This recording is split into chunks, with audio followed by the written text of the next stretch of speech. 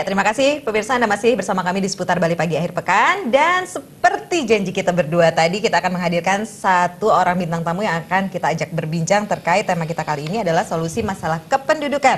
Langsung saja kita akan sapa, ini dia Bapak Anak Agung Bagus Wiranata. Swastiastu Bapak, selamat pagi. Swastiastu. Niki panggilnya Bapak Agung, Bapak Bagus, Bapak Anak Agung.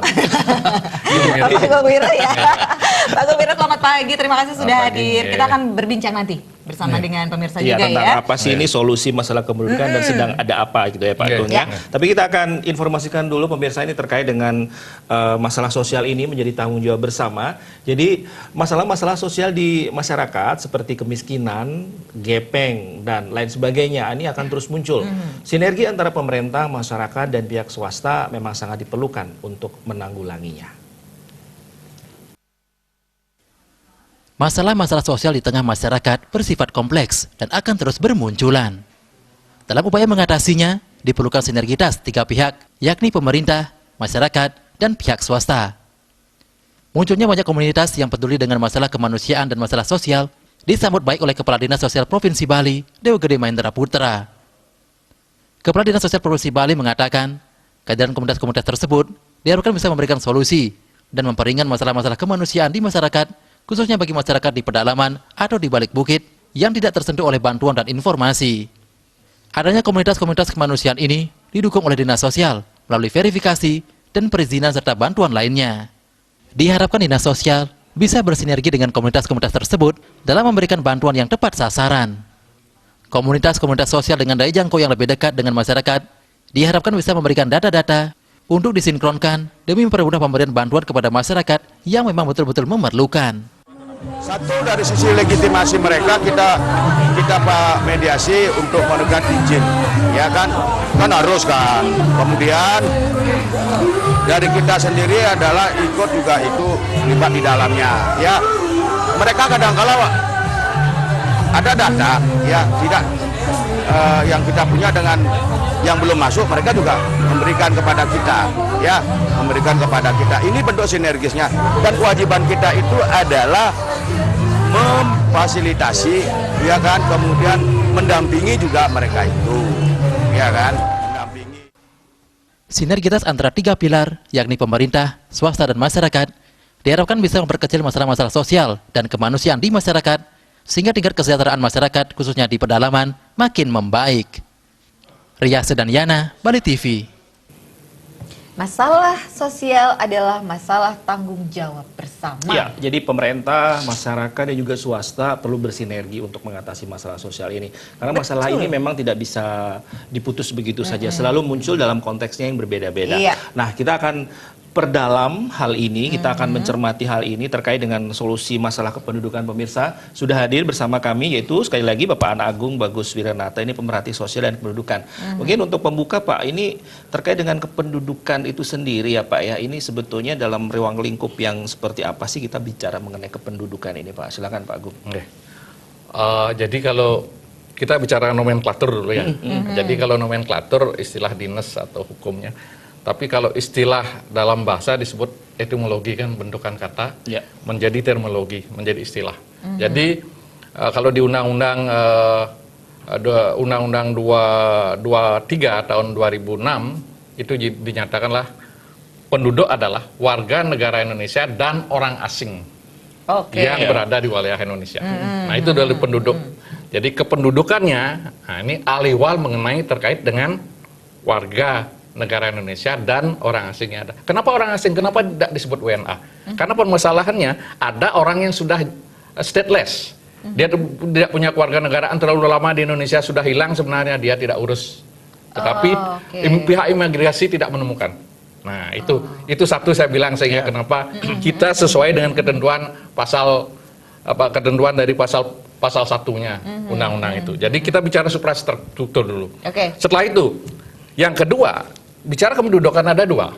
Jadi kita bicara demografi, bahasa Latin. Jadi demos, penduduk rakyat, grafien artinya catatan, tertulis, atau kita bisa bilang administrasi. Sehingga di Undang-Undang 23 tahun 2006, Undang-Undang 2004 tahun 2013, itu tentangnya adalah administrasi kependudukan, bukan catatan sipil. Jadi undang-undangnya adalah undang-undang tentang kemudian ada PP-nya, biar lebih cepat PP-nya 40 tahun 2019. Nah, itu yang harus koridornya kita negara hukum. Kemudian kedua, seperti saya bilang demografi itu ada dua. Demografi yang memang demografi itself, ada demografi non-demografi. Yang disebut demografi itu adalah satu jumlah penduduknya. Kita high density population, kita nomor 4 di dunia. Sedangkan Bali sudah penduduk 4.336.900.000. Proyeksi sekarang karena setiap 10 tahun itu ada sensus penduduk. Nah, kemudian di luar jumlah ada pertumbuhannya. Di luar pertumbuhan ada laju. Di luar laju ada distribusi atau pemerataan penduduk. Ini 4 ini kategorinya. Karena di nasional kalau di Bali 743 per kilometer persegi penduduknya. Kita nomor 6. DKI nomor 1. Nah, itu. Kemudian kalau di nasional rata-rata 126 karena masih ada Papua yang besar wilayahnya, kemudian Sulawesi, Kalimantan dan lain sebagainya. Nah, itu dari sisi potret kependudukan. Sekarang permasalahannya adalah bagaimana penduduk yang ada di Bali dengan penduduk pendatang. Jadi kita bicara sekarang big data. Big data kita nggak jelas.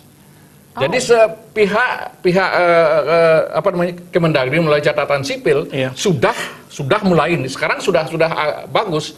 Big data itu maksudnya database benar orang itu sehingga bisa dihandle oleh kepala daerahnya masing-masing. Karena negara itu bersifat koersif, harus dipaksa untuk melakukan pembelaan, memfasilitasi penduduknya sesuai dengan undang-undang. Pak Agung, kalau begitu bisa jadi masyarakat bertanya. Tadi kan dari berbagai kajian teori, kemudian dari secara regulasi. Kemudian kalau begitu, penduduk itu sebetulnya apa sih? Tadi kan dibilang apakah termasuk, mungkin katakanlah pemikiran orang awam, apakah termasuk WNI juga di sana, orang asing dan sebagainya. Karena terkadang masalah itu muncul ketika orang tidak bisa mengidentifikasi sebetulnya identitas penduduk itu seperti apa. Sekarang kalaupun bukti sah sebagai penduduk itu seperti apa? Ya, begini. Pertama kita bicara population penduduk. Di bawahnya ada, kalau kita janganlah bilang orang asing, ada WNA, WNI. Oke, itu yang kemudian di bawah WNI, di bawah WNI ada penduduk emang asli provinsi tersebut, ada di luar daerah. Atau kadang-kadang yang dipakai kita karena negara kepulauan adalah pulau. Ini yang harus dipahami dulu. Karena kalau kita bicara big data, di big data itu adalah sebenarnya sinkronisasi dan integrasi data. Ini yang digunakan sehingga one policy yang dia mau, one data policy yang dimauin oleh Menteri Dalam Negeri, oleh Jokowi dalam ini melalui Menteri Dalam Negeri. Jadi one data policy itu tentu adalah dengan era digital kita bicara big data. Big data nanti arahnya kemana? SIAK, Sistem Informasi Administrasi Kependudukan. SIAK-nya kemana produknya? Ya salah satu yang paling getol adalah KTPL. KTPL itu apa? Elektronik itu identitasnya di sana canggih sekarang. Jadi ada di kartu smart card-nya itu ada namanya RFID, Radio Frequency Identity. Nah ini radio frequency ini yang canggih. Dia contactless, dia tidak terlihat kayak plastik biasa sih. Padahal datanya besar, dia 8 kilobyte sekarang. Nanti Jokowi mengarahkan sampai 32 byte. Ada 31 identitas yang ada di sana, yang disimpan di sana. Karena kita bicara report and record, ya, terlapor dan direkam. Jadi 31 itu termasuk nama, tempat, tanggal lahir, nama ibu dan lain sebagainya. Tetapi yang saya inginkan pemerintah, ada 3 yang harus dimasukkan tambahan nanti. Dari 8 identitas penduduk satu, itu ya. Satu adalah rekening bank.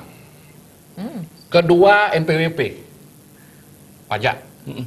Karena ini dasar darahnya negara. Ini berarti harapannya Pak Agung ini masuk Masuk satu dalam identitas satu identitas. diri itu. Harus ada. Tidak ada orang ngeplang pajak, ada Di KTP di situ ada tercantum begitu. Iya, nanti biar fair pajak progresifnya. Ketiga adalah social security di Amerika, walaupun kita tidak punya permanent resident, sepanjang you punya social security, nobody care. Anda bisa kemana masih? Puluhan tahun tinggal di sana. Ya, karena ini 3. Kenapa? Karena contoh sekarang BPJS dibilang oleh pemerintah universal coverage. Di India aja mau di care itu cuma 500 juta yang ditanggung dari 1,3 penduduknya. Di Amerika aja Obama cuma 15%. Kok kita universal semua orang menengah ke atas ini mau sama, setara, adil itu? Konkuren paralel nggak bisa dong. Ini jadi berarti tidak tahu katakanlah asal tadi yang hasil diharapkan Pak Agung bahwa di identitas itu selama ini ditambah dengan yang tadi. Iya. Artinya dengan kata lain, penduduk adalah yang memiliki, kalau di Indonesia Ya, istilahnya identitasnya IKTP, KTP. Ya. itu menjadi Sekarang identitas ya. itu penduduk. Ya, itu legitimasi. Karena itulah ya legitimasi, karena itu yang seringkali diabaikan masyarakat, entah Ya. seperti apa Ya. modusnya, dan Ya. inilah muncul masalah sosial dan kependudukan. Begitu intinya ya, Pak Ya. Agung ya. Dan lucu lagi kadang-kadang masyarakat begini, ragoseng kero urusan politik. Padahal KTP itu adalah Ya. Identitas ya Pak ya? produk dari politik, Betul. legislatif Ada dan konsekuensi Ada konsekuensi, iya. hukumnya. Ada konsekuensi Baik, hukumnya di tadi sana. kita lanjut lagi Pak Agung, menarik Wow. sekali. Karena tadi sampai ada harus, Sampai kalau harus ada- NPWP setuju, tapi ada- rekening bank. Rekening bank itu loh Pak. Karena begitu kita bicara penduduk, Iya. ini kan yang menyangkut kita bisa hidup enggak? Berarti kita menyangkut kebutuhan. Ya, ya. Oke. Kita akan ngitung rasio gini, Iya, betul, iya, betul. purchasing power parity, Oke. IPM, Human Development Index. Oke. Nanti kita lanjut ya Pak Agung ya. Sampai kerawanan sosial sangat berbahaya ke Yes. depan. Betul, Oke, betul. sip, siap. Nanti kita akan tanya lagi sebenarnya rekening bank yang seperti apa yang dibutuhkan gitu ya. Oke, baik Pak Gus Wira, kita break dulu ya. Oke. Saat lagi pemirsa jangan kemana-mana, tetaplah bersama kami di Seputar Bali Pagi akhir pekan.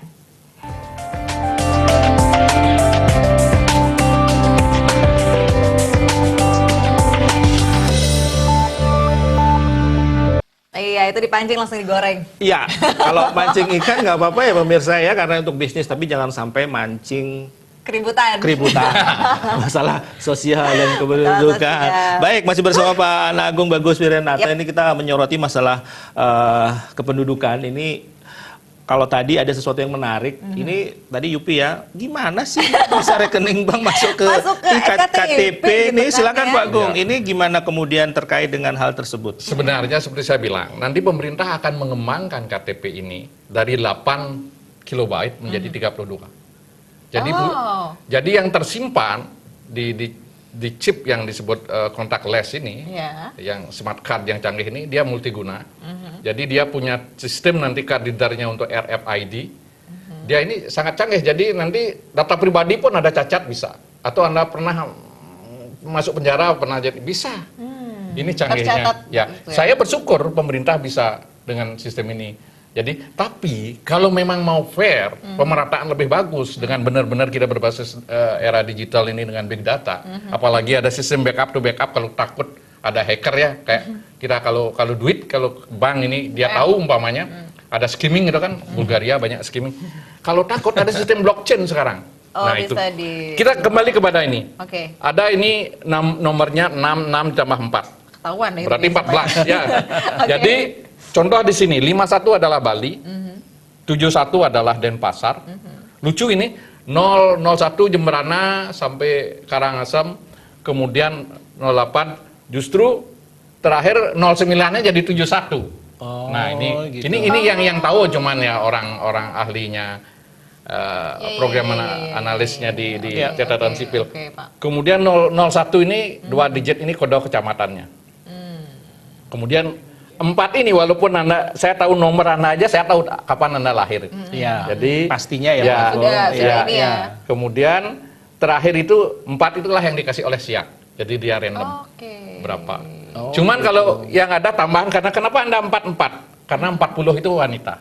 Tambahan 44. Seharusnya 04 dia lahir tanggal 4 berarti. Iya, Pak. Iya, iya. Iya, Bukan tanggal 44. Iya, iya. Jadi kita harus tahu benar apa yang dibikin pemerintah. Kalau kita pengamat, kita harus benar ngamati, benar enggak ini gitu. Baik, Kita Pak Agung. bandingkan benchmark, patok banding atau comparative study dengan negara-negara lain gitu. Ya, harapannya kan tadi yang seperti Pak Agung ya, dengan identitas yang semakin lengkap, jadi rekam jejak dari penduduk itu sendiri itu bisa teridentifikasi.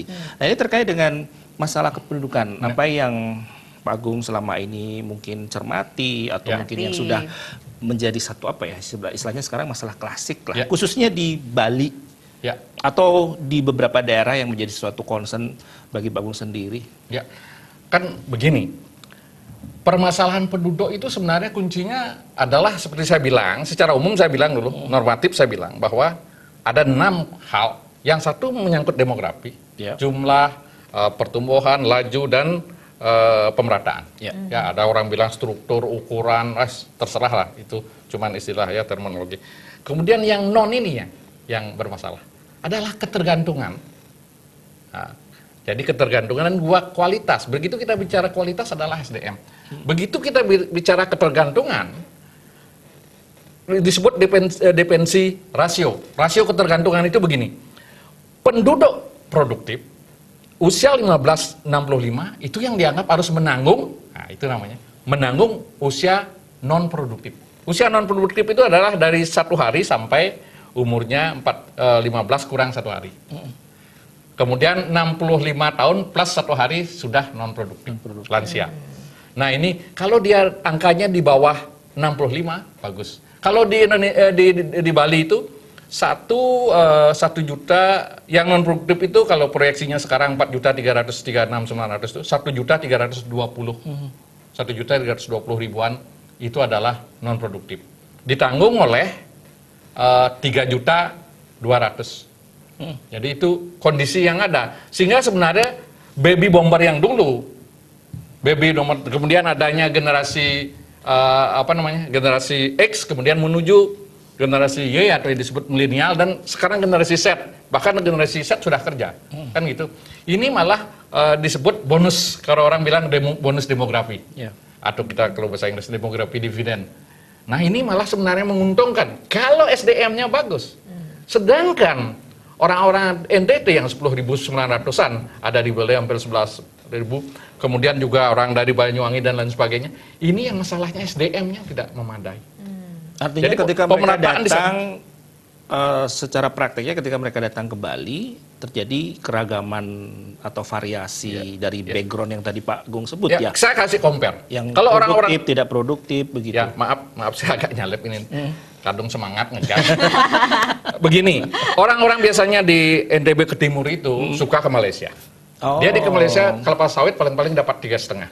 Belum lagi dibohongi oleh para agen-agen agen tenaga kerja itu, dan kemudian pulangnya susah juga karena ya duitnya jadi duit siluman raib, setengah bisa lebih. Begitu dia lihat di Bali pemerataannya bagus, di sana daerah masih kering, kemudian karakternya orang tidak dibangun national credibility. Makanya Nadiem ini saya setuju bahwa kuncinya nanti pendidikan. Kalau kita bilang kependidikan itu kan apa? Sebelumnya kita bangunlah national character building kita. Restoratif lah. Bangun manusia-manusia yang punya national character building yang nantinya menjadi manusia mandiri berdikari. Sekarang itu di Cina, di Amerika itu Anda dilihat hobinya bukan sertifikatnya. Sekarang dengan baru sertifikatnya. Kondisi begitu filterisasi seperti apa Pak Agung? Artinya untuk kalau tadi menyebut masalah pendidikan kan ini artinya menciptakan kualitas SDM. Nah tadi masalah produktivitas dan sebagainya. Ini kan juga masih menjadi satu masalah yang masih berkepanjangan lah ya, belum selesai tuntas begitu. Ya, contoh sekarang dari data tersebut, jadi pemerintah Provinsi Bali dengan pemerintah NTT dengan Pak Leskodat di sana, dengan juga yang di Jawa Timur Banyuwangi, karena sesungguhnya kalau kita bilang Jawa Timur kayak Sidoarjo itu sudah 4 juta loh. Jadi relatif tidak mempengaruhi MK. Jadi yang dilihat bahwa di mana sentra distribusinya menyebar memang rezeki itu. Bukan UMK-nya aturannya. Jadi dilihat, di Bali itu cepat sekali perputarannya. Jadi itu yang dilihat orang. Inilah di sana harus diputar. Sudah darah kering, orangnya tidak benar dididik, diarahkan untuk skill, bahasa kurang.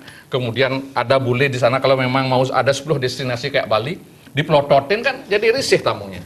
Nah ini yang harus disinilah peran Bali nanti exchange.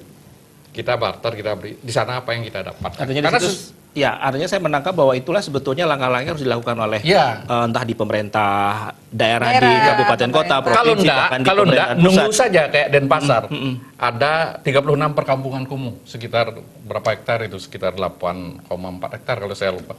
Itu 3.500 orang. Ya itu starting point sebetulnya untuk mengatasi masalah sosial dan kependudukan tadi yang Pak Agung sampaikan ya. Baik, nanti kita tambahkan truth. Sebenarnya Bali itu urban island. Itu masalah. Itu permasalahan kunci karena ada gulanya banyak ada di Bali. Saya bilang itulah masalah klasik yang muncul. Di mana ada yang kasih duit, itu yang rame gitu. Udah gitu aja. Baik.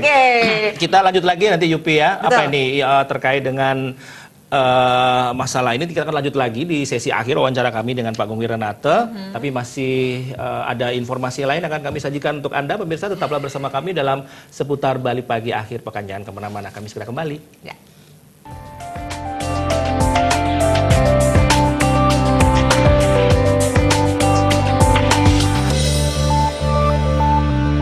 lanjut lagi ya Pak Agung. Jadi terakhir nih kita bincang-bincang dalam arti di sesi ini. Silakan, apa yang ingin disampaikan lagi nih Pak Agung? Tadi kan sudah secara umum mengenai tadi demografi, produktivitas yang non produktif dan sebagainya, masalah IKTP dan sebagainya. Ya. Silakan, ini secara teknis mungkin apa yang ingin dilanjutkan? Satu mengenai daya dukung. Dengan banyaknya penduduk datang yang ke Bali, apa yang terjadi akhirnya kita harus menghitung konsumsi air, konsumsi makanan. Air kita butuh untuk minum 2 liter per hari, kalikan 4.336.900. Kemudian sampai mandi nyuci kita butuh sekitar 0,19 meter kubik. Lalu nasi kita butuh sampai 190 gram. Jadi itu tinggal dikalikan saja. Kemudian daging, sayur mayur dulu 400, daging antara 70 sampai 160. Itu kan semua produk yang harus bisa didukung, bisa hidup. Nah, itu kedua.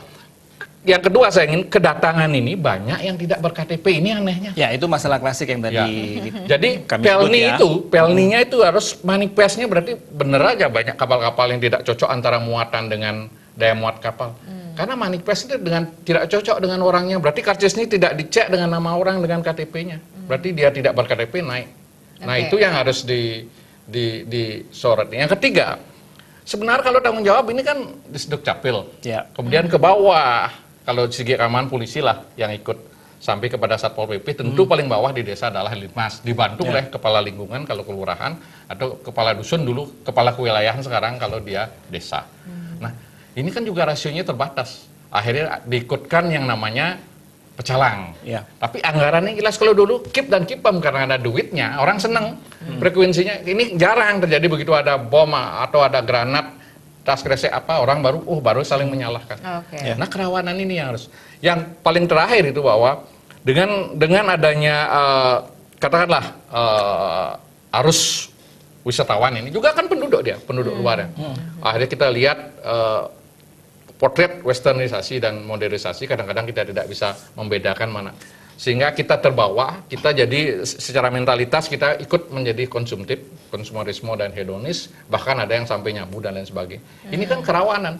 Kalau dihitung-hitung benar, berapakah kemajuan daripada pariwisata ini dengan lahan yang di Bali habis? Belum konversi 1.000 per tahun hektar. Jadi berapa itu kalau dihitung? Tanah waris leluhur dijual ke hadap kanan hadap kiri, nah itu. Karena alasannya ya sedikit-sedikit ditopangi mungkin dengan ada yang sakit atau mungkin paling sering adalah upacara. Kan itu. Itu yang ini harus, masalahnya tadi disebutkan sebetulnya jadi kompleks dari A sampai Z. Jadi banyak jadinya ya. Z-nya bisa lebih gitu ya. Ada SOP atau kelengahan yang sepele, misalkan tadi dari jalur masuk ke Bali ini bisa berdampak buruk di saat tertentu dalam jangka waktu yang panjang. Dalam kondisi yang kompleks itu, sebetulnya di mata Pak Agung Wiranata, apa yang seharusnya dilakukan pemerintah? Ini pertanyaan standar tapi sangat urgent. Karena masyarakat sekarang pun tidak dapat, mungkin bisa jadi karena backgroundnya mereka tidak dapat informasinya, atau mereka tidak dapat informasinya, atau memang ada satu miskoordinasi antara masyarakat dengan ini, entah di tingkat istilahnya kelurahan ataupun Banjar dan sebagainya sampai di dinas kependudukan dan catatan sipil. Gimana ini Pak Agung? Negara itu kan kontrak sosial dan tujuannya kan social welfare, kesejahteraan. Jadi saya balik kembali kepada big data tersebut. Jadi big data itu kuncinya untuk memfilter. Tetapi masalahnya kalau orang tidak datang, tidak bawa ini kan berarti database-nya ini tidak. Kok bisa birokrasi itu tidak bekerja? Kan begitu intinya. Yang kedua, kita juga dari sisi penduduk asli, ya boleh kita toleran, boleh kita aturan nasional, tapi jangan nasionalistis. Kayak orang bilang boleh ambisi, tapi jangan ambisius. Nasionalistis akhirnya controlling monitoring kita dalam langkah preemptif menangkal dan preventif mencegah ini tidak bisa kita lakukan dengan baik. Jadi hablur dia jadi bias. Sehingga Depok bagus, tahun 2015 dia bikin Perda nomor 10. Bahwa 14 hari harus sudah SKTT. Ini gelindang-gelindang jelemane sekaruan ngapa sekrop kan. Dengan gede pasang layak. Parah itu yang sering kita lihat juga. Iya, betul. Ya, ini yang harus jadi nasionalisme oke. tapi jangan nasionalistis. Jadi perda harus ada. Saya tidak setuju perwali atau pergub ataupun yang namanya perbub ya. Karena kalau perda legislatornya ikut kuat ini bisa sanksinya benar-benar bisa menekan gitu. Harus dengan perda itu ya. Iya, perda itu. Jadi harus ada perda terkait dengan teknis aturan dengan SKTT. Dengan kondisi yang sekarang di Bali, Pak Agung masih melihat celah kelemahan atau apa? Itu yang terbaik dari sisi supra. Kita bicara supra, mediumnya dan infra kan gitu ya. Ini harus memang secara holistik ditangani. Tetapi terus terang dengan adanya bahwa ada rencana ini tapi masih belum jalan. Ada diakuinya desa adat ya oleh gubernur dalam ini Pak Koster bagus ini idenya saya dukung.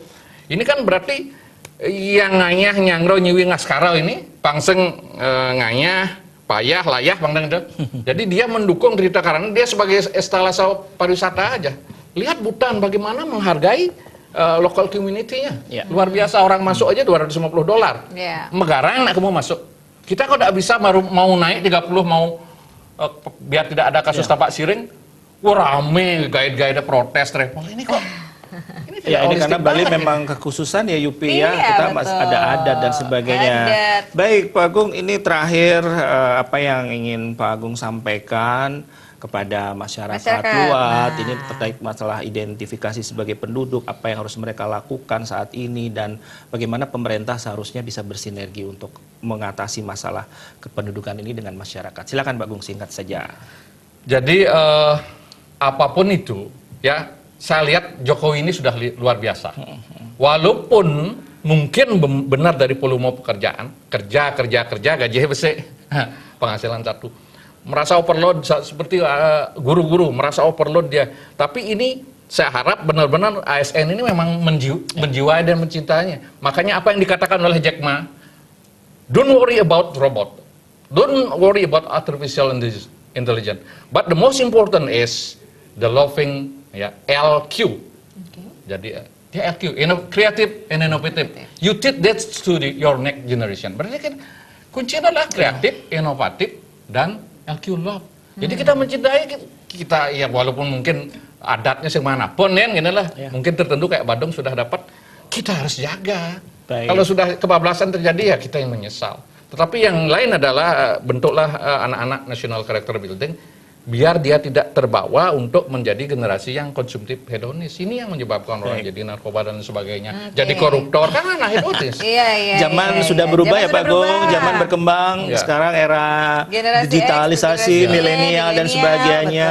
Ya Pak Agung, terima kasih loh Pak Agung. Sudah berbincang-bincang, sebetulnya masih banyak hal yang mungkin juga pemirsa ingin dapatkan informasi mengenai solusi masalah kependudukan. Yupi, silakan apa yang mau diinformasikan nih kepada pemirsa. Luar biasa loh kalau kita ngobrolin soal pendudukan, ternyata yang namanya solusi masalah itu complicated banget. Betul. Ya, jadi itu adalah benar tadi dibilang bahwa itu adalah masalah kita bersama ya. Terima kasih banyak Pak Agung Wira. Sampai jumpa lagi ya Pak Agung. Sampai jumpa lagi.